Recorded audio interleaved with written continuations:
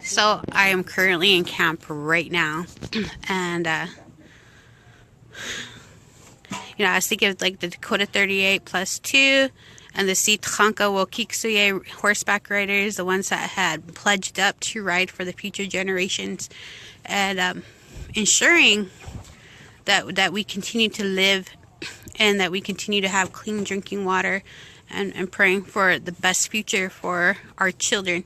And that's exactly what the water protectors are currently doing at camp. Right now, it's like, it's 8 degrees with the wind chill factor of -2. This is awesome. And people in camp are just hustling and bustling. They're chopping wood, they're hauling water, they're looking for propane tanks. And it's a daily grind in order to survive in camp, like every day. But what happened on December 29th, 1890?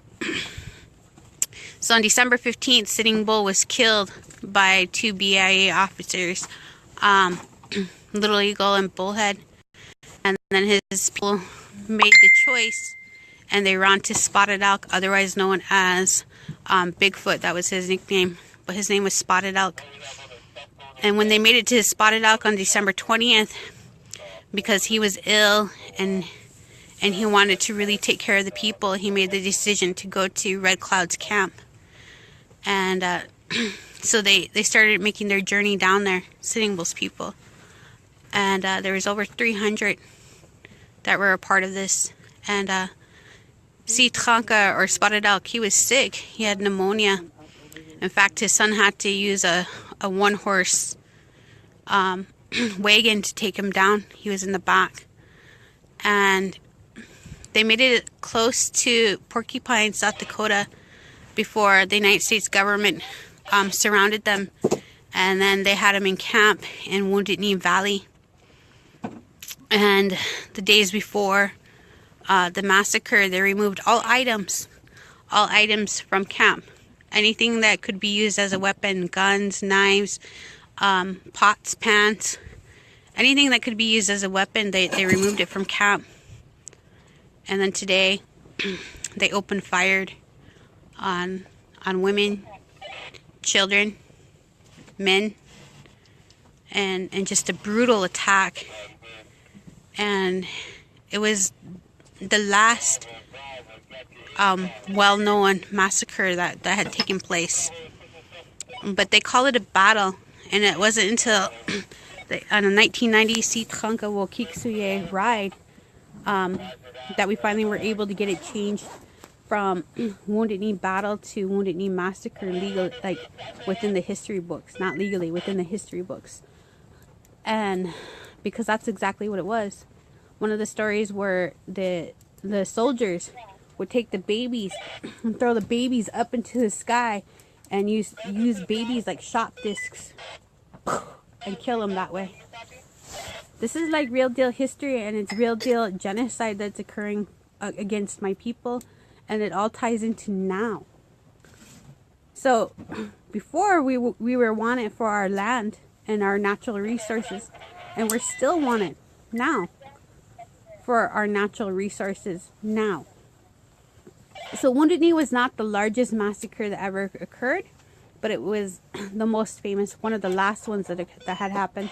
The biggest one was Whitestone, and that was the biggest massacre that ever occurred, and it was against the Dakota people.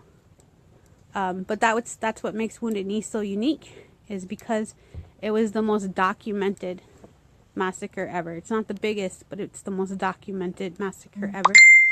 And not on my side of the family, but on my children's father's side of the family. My children are descendants of Broken Bear Ribs, Village Center, No Ears, and Redfish. And when you look at the monument, you'll see my children's names carved into the monument, their family names. And I take it really personal, because Broken Bear Ribs had many children, and 2 survived. And that's how the Bear Ribs family is still to this day. And this is how my children are connected to me. If Broken Bear Ribs, all of his children were killed, my children would not be here. Their father would not be here. And that's why I take it really personal, because my children are really close to being extinct and they don't even know it. And so I'm really thankful they got to see this movement from the beginning up until now, when they look out at camp to see how much they're loved. And that's what every Indigenous youth should feel. Anytime there's a rally, anytime they come to camp, they should feel inspired and extremely loved, because this is generational love. This is straight up Indigenous generational love that's occurring right now. So with that, I just wanted to share that with you guys. My children have participated because of Lake Sheep Percy. Love you guys, white plumes. I love the white plumes so much. They're an awesome family. Yeah. And because of the white plumes, my children got to participate on the ride, and they have literally followed their relatives' footsteps all the way into Wounded Knee. And my children got to see their family's names carved in it. Again, it's not on my side of the family, but on their father's side. And just knowing who they are. Knowing who they are, knowing who we are, and where we come from. And then that all of this is connected. Our history is connected to now, and it all ties in. And we're fighting a multi-billion-dollar industry. And that's what's up. So, Dakota, I'll see you guys later.